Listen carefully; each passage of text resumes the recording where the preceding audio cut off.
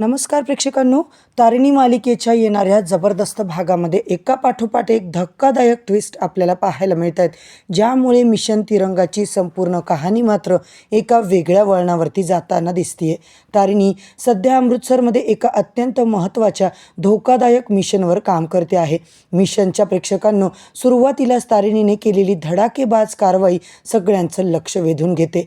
भर बाजारात आता तिने इकडे जबरदस्त कामगिरी केली, एका रहस्यमय महिलेला पकडलंय आणि ही महिला नेमकी कोण आहे, ती अमृतसरमध्ये कुठून आली, ती आता नेमका कशाचा शोध घ्यायला आली होती, तिच्या सगळ्या हालचाली संशयास्पद वाटत होत्या म्हणून तारिणीने तिला पकडलेलं असतं.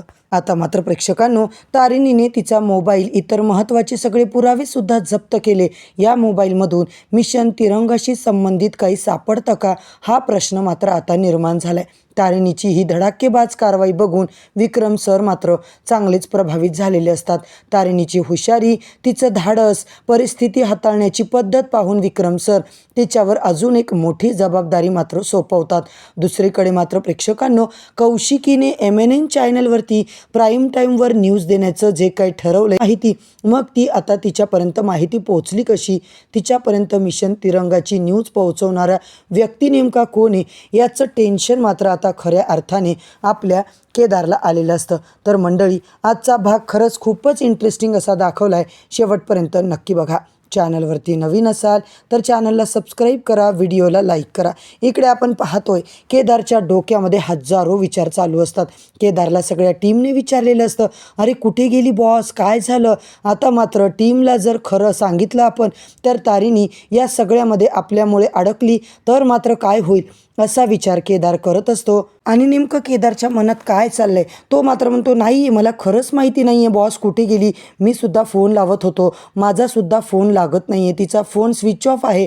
केदारकडे तिचा जो नंबर आहे प्रेक्षकांनो, केदारला बरोबर तारिणीने हॉटेलचा नंबर दिलेला असतो. इफ एनी इमर्जन्सी आली तरच तू त्या ठिकाणी कॉल कर म्हणून बरोबर केदारला तिने हॉटेलचा, तिच्या रूमचा मात्र आता नंबर दिलेला असतो. इकडे मात्र कॉल करायसाठी त्याला एक विशिष्ट टायमिंगसुद्धा देण्यात आला आहे. तेवढ्यात प्रेक्षकांनो, इकडे जे मॅडमसुद्धा आता केदारच्या मागे लागली. जेला खोटं बोलून आता केदार आलाय, तारिणीचा मेसेज आलाय म्हणून तो आता बाहेर येतो. तारिणी मात्र आता तिला मेसेज करून केदारला इन्फॉर्म करत असते की मी व्यवस्थित चालू इकडे काम केलंय, व्यवस्थित लँड झाले, माझं काम सुरू झालंय, मिशनचं पहिलं टार्गेटसुद्धा अचीव झाले, पण मी याच्यापेक्षा जास्त तुला कसलेच अपडेट देऊ शकत नाही आहे केदार. यावर आता केदार विचार करतो, मला एक गोष्ट तर माहिती झाली आहे की तारिणी तिकडे सुखरूपपणे आता पोहोचलेली आहे.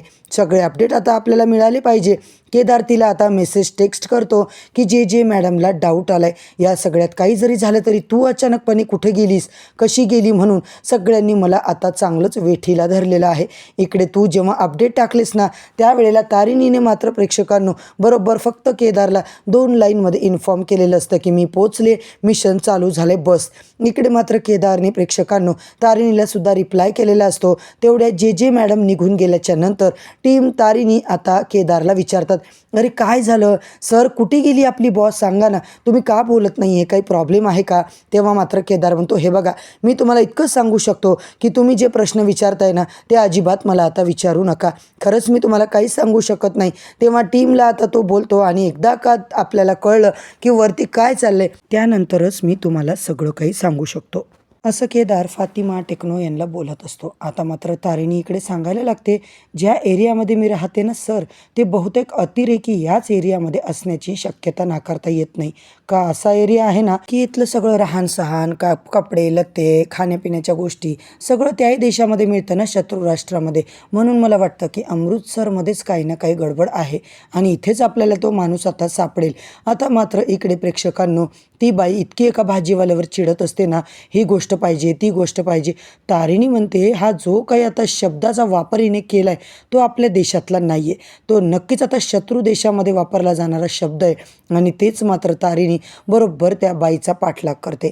त्या बाई आता ज्या ठिकाणी जाते, त्या भाजीचं नाव जी घेते त्या ठिकाणीच आता तारिणी जाते आणि त्या दुकानदाराला विचारते की ही काय बोलली, कसं काय बोलली, कुठल्या भाजीसाठी, आणि ही भाजी इथे मिळत नाही का, म्हणून ती एकदम वादावादी करत असते. आता तारिणीला सगळं सगळं कळून चुकलंय. त्या भाजीचं नाव आपल्या देशात वेगळं, तिच्या देशात वेगळं, म्हणून ती तिला समजावून सांगते. तारिणी आणि त्या 2 बायकांचं बोलणं आता ऐकत असते. ज्या बाईनी नाव सांगितलं ती मात्र म्हणते, मला माहिती आहे, कारण मी भारतामधली आहे ना दादा, ती भाजी द्या. तारिणी सगळं ते डिस्कशन ऐकत असते, त्यांची वादावादी ऐकत असते आणि आपण खोटं आता इंडियाचेच आहोत असं दाखवण्याचा तिचा जो काही खोटारडेपणा तिने चालवला आहे ते मात्र बरोबर तारिणीने प्रेक्षकांनो पकडलेलं असतं. आणि इकडे तिला पकडणं तारिणीला आता काही इझी वाटत नाही आहे, कारण ती म्हणते, सर मला आता थोडीशी मदत हवी आहे, बॅकअप हवं आहे. सर म्हणतात, हे बघ, तुला जी मदत हवी आहे, जे काही पाहिजे ते आम्ही तुला द्यायला तयार आहोत. तारिणी मात्र म्हणते, सर ठीक आहे, उद्याच्या उद्या मी आता निघणार, म्हणजे गुरुद्वाऱ्यामध्ये, अमृतसरच्या गोल्डन टेम्पलमध्ये मी तिकडे जाईल. साधारणपणे मला सगळ्या गोष्टीचा अंदाज येईल. हेच ते ठिकाण आहे जिथे मला सगळ्या गोष्टी बरोबर आता समजू शकतील. इकडे मात्र प्रेक्षकांनो, सर तिला सगळ्या प्रकारची चिंता करतात. तू काळजीच करू नको, तुला हवी तेव्हा हवी तिकडे मदत भेटेल, बॅकअप तयार असणारे. तारिणी गुरुद्वारामध्ये जाते. सगळे दिवस सारखेच असतात ना, मध्ये येऊन देवाला छान प्रार्थना करते. काही झालं तरी आपल्या भारतमातेवर जे संकट येणार आहे ते स्वतःवरची झेलण्याची मला आता ताकद दे, पूर्ण ताकद दे, असं म्हणून देवाला हात जोडून प्रार्थना करत असते. तारिणी मात्र प्रेक्षकांना आता बरोबर त्या बाईच्या मागावरती निघालेली असते. त्या बाईच्या मागावरती निघाल्याच्या नंतर टीमला मात्र डाऊट आलाय. इकडे केदार सर, तुम्ही काही बोलत नाहीये, याचा अर्थ बॉस कुठेतरी गेली आहे, नक्कीच कुठल्या तरी मिशनवरती गेली आहे. केदार मात्र म्हणतो, हे बघा, मी आत्ता काही सांगू शकत नाही आहे, तुम्ही तुमचं समजून घ्या. फातिमा मात्र म्हणते, नक्कीच, कामापेक्षा काहीच मोठं नसतं सर, आम्ही तुम्हाला सगळ्या अर्थाने मदत करणार आहे. सगळं काम करताना सत्याच्या जवळ पोहोचणं, मॅडमला तिकडे बोलवणं कामापासून डिस्ट्रॅक्ट करण्यासारखं असेल, तेव्हा मात्र आपण बॉसला अजिबात डिस्ट्रॅक्ट करायचं नाही आहे. केदार मात्र हो म्हणतो आणि तो त्याच्या कामाला निघून जातो. आता इकडे मात्र प्रेक्षकांनो, तारिणी बरोबर त्या बाईला पकडणार, ज्या बाईवरती तिला आता डाऊट आलेला असतो. त्या बाईजवळ असं काहीतरी आहे ज्याचा सत्याचा उलगडा मात्र आपली तारिणी करणार आहे. मिशन गृहप्रवेश अर्धवट सोडून ती मुंबईला गेली. इकडे ती गेली, शोधाशोध चालू आहे. पुन्हा मात्र प्रेक्षकांनो, जी मिशन तिने अर्धवट सोडली त्याचं सुद्धा आता तारिणीला मोठं प्रूफ सापडणार आहे. कारण कौशिकीताईने खूप मोठा गोंधळ घालून ठेवलाय. MNNवर चक्क मिशन गृहप्रवेशची बातमी आता तिने प्ले केलेली असते, प्राईम टाईममध्ये ती बातमी दाखवलेली असते आणि त्याचमुळे मात्र आपण पाहतोय खूप मोठा आता धक्का केदारला बसलाय. विक्रम कारखानीस आणि कौशिकी, खरंच या दोघांची काही ओळख आहे का? केदार आता तारिणीला आणि केदारला वेगळं करण्यासाठी मिशन तिरंगाचं काही आता इकडे सेटअप झालाय का? या सगळ्या गोष्टी प्रेक्षकांनो केदारला खूप त्रासदायक वाटतात. आता मात्र विक्रम कारखानीस, कौशिकीने जे काही खरंच आता त्यांच्या ओळखीचा वापर करून मिशन तिरंगाची थोडी का होईना पण बातमी प्राईम टाईममध्ये दाखवली की काही स्लीपर सेल ॲक्टिव्ह झालेत, त्यांच्यासाठी आपले सिक्रेट एजंटसुद्धा ॲक्टिव्ह झाले, असं सगळं ती जेव्हा बोलते तेव्हा मात्र सगळ्यांना धक्काच बसतो. होय प्रेक्षकांनो, मालिकेच्या येणाऱ्या जबरदस्त भागामध्ये आपल्याला हा ट्विस्ट मात्र आता दाखवला जाणार आहे आणि त्यानंतर हे आता जे काही तारिणीने मिशन हातात घेतलंय त्याच्यामध्ये तिला सगळंच कळणार आहे. कारण MNNवर मिशनची माहिती देण्याची, प्राईम टाईम न्यूज देण्याची कौशिकीला इतकी का घाई लागली होती? गोष्टीचं मात्र आता खरं खोटं आपला केदार प्रेक्षकांनो शोधून काढणारे. केदार सगळ्या गोष्टींचा शोध घेत असतानाच त्याच्यासमोर विक्रम आणि कौशिकी हे जुने ओळख असल्याचं आता सत्य समोर येतं.